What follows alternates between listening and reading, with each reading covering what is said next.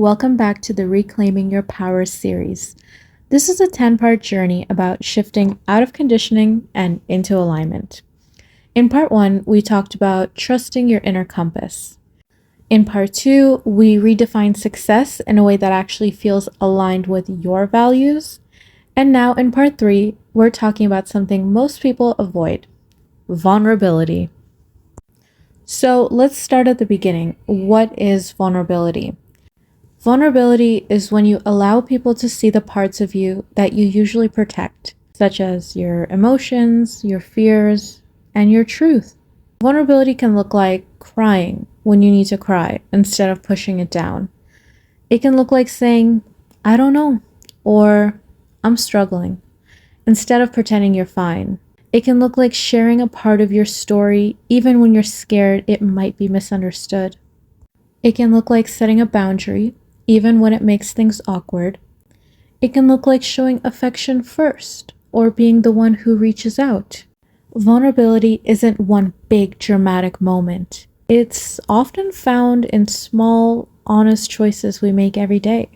Choices that say, "I'm not gonna hide today." You might think, that sounds risky. And it is. But it's also one of the most powerful things you can do. So why should we even be vulnerable? Well, because when you're not being real with yourself or others, you stay disconnected. You might look like you have it all together on the outside, but inside, you feel hollow. You can't feel truly seen if you're only letting people see a version of you that's been edited for approval. And here's the deeper truth. You can't reclaim your power while you're still hiding who you are. And you can't connect deeply with others while you're disconnected from your own truth. Vulnerability is what creates real connection. It's what makes space for healing. It's what allows other people to feel safe enough to be real too. For me, vulnerability has looked like posting content before I feel ready. It looked like making videos even when I know they aren't perfect, but choosing to show up anyway. Not because I want to be seen as brave, but because I want to stop hiding.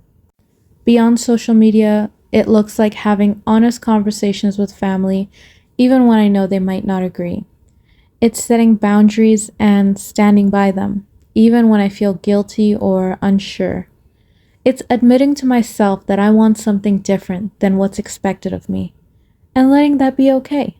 Every time I do one of those things, I feel a little more like myself again. Not because I'm perfect, but because I'm being honest. And that's why I'm sharing this. Because being vulnerable is not about falling apart. It's about falling into alignment. It's how we reclaim the parts of ourselves we were taught to suppress. It's how we connect, how we heal, how we come back to what's real. If you feel called to share, I'd love to hear your experience with vulnerability. Was there a moment recently where you chose to be vulnerable? And what did that look like? Let me know in the comments, and I'll see you in part 4.